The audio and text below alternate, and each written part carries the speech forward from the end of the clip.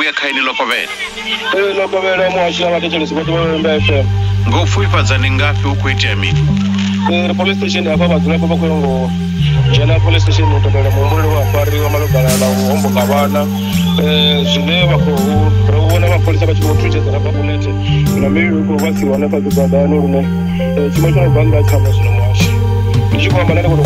Baba vana vachu vakochiwa zvikoloni vachitobva vakochiwa pfungudzi mbiluni dzavo mekukofiwa zviko baba haridhivi hune vaiswa ene vavari yako vaisa baba vana vavo vakochiwa zvikoloni vachitobva vakochiwa pfungudzi mbiluni dzavo mekukofiwa wapedzingadzifara dzatudhiva hune vaiswa bongodzi mbiluni riko vaiswa mune wanga vafarera zvine raita ngakwarapo achadhiva mune rangaita kunyeleli vatuka riveroda chivasanenjelele vatuka rivero vana vanakandavana vatuka riverode vana vakuchiwa changolanwela kote vabebi vavapondwa varingo zviko vaisa zvara chinyandi zvihulu ngoriko vaiswa ndotombudza pa ini nonojiya vanhu zvinganifara hanojiwavo vanhu vanhu rani wana donikisa enda unohana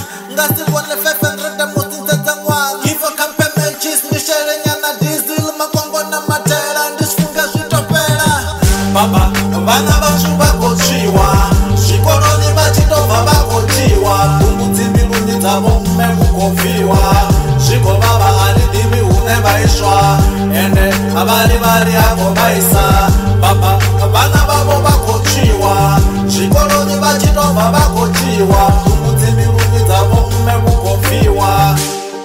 To be the poet hoyu ndi mkosi wa shango ti asi chikolokolo vana vakochiwa vakolira vana vakolira machiro avo vakolira vana vakolira buchiro avo vakolira vabebi vakolira vana vavo ukuitea mini venda ukuitea mini vembe vana vakorobiwa nga masimba ayatova masinda mbilu nala ya mwana uri mutosa mudhivi asingoya vadziva vana vavaomboka vavajiyanga khani vakosa goroini zviyavava atova masinda mbilu ka mubebi kaniyonoyo rumo vachutswa vana abebi ana mbepo ndiyamba ngori mwana wa mumwe ndi mwana wawu ana mwana angatswiwa mumwe nishimeranyi uniholela vugayi ndiyamba ngori 500 asichelede kojiya vuchirwa dhokotela 500 asichelede kojiya vuchirwa mufunzi one vanjelele ndikoria vangadhovi vamukula ndikoria vangadhovi vaisani ndikoria vangadhovi vamucha ndikoria vangadhovi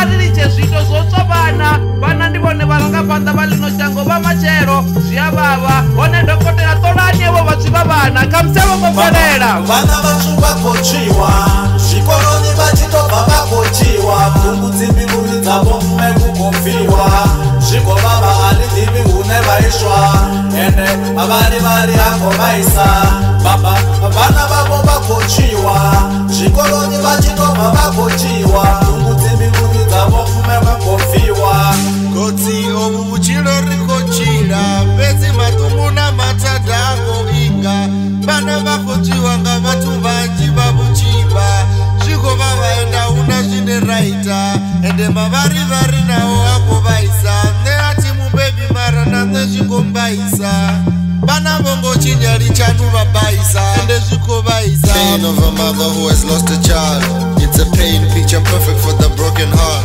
This life is insane and gets really dark. Imagine someone's birth traded for a couple star. I think it's high time that we do the stand right in my road and we make them understand.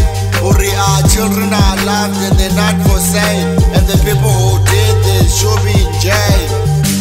Punjala ndiko kitima matomba kodima polisa votunchana bobolete zvinhu richifamba pacho bazvinopa vana vakati riafare kufana unoya navo kumusera Vava vangana hone ndi vafenda na rumwachi vavirivo noofisi vanga vadzira pana kureya vakochimuna kaya ATOC iya wanareza mapoleti njinji na mikoma ya vana ichikoro vangomu pezi yava ina hono yanere kwamba romo rescue sisi ichiwo kumbulwa ikupanda mezo ya kumbulwa ina mara mashudu mabuya vakochila ndi vafenda asi vavenda muhashi ringari umbolela khalushaka